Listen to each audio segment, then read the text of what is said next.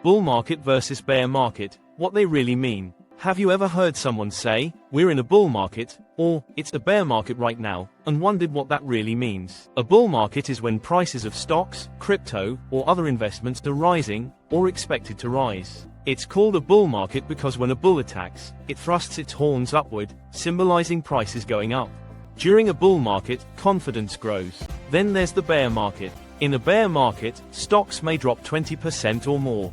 Bear markets don't last forever. They reset prices, remove excess, and make room for the next rise. The key is not to panic when things fall, and not to get greedy when things rise. Focus on the long term. Stick to your plan.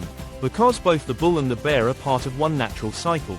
One brings excitement, the other brings valuable lessons. So whether the market is charging upward or slowing down for a while, stay calm, stay informed, and remember, time in the market always beats timing the market.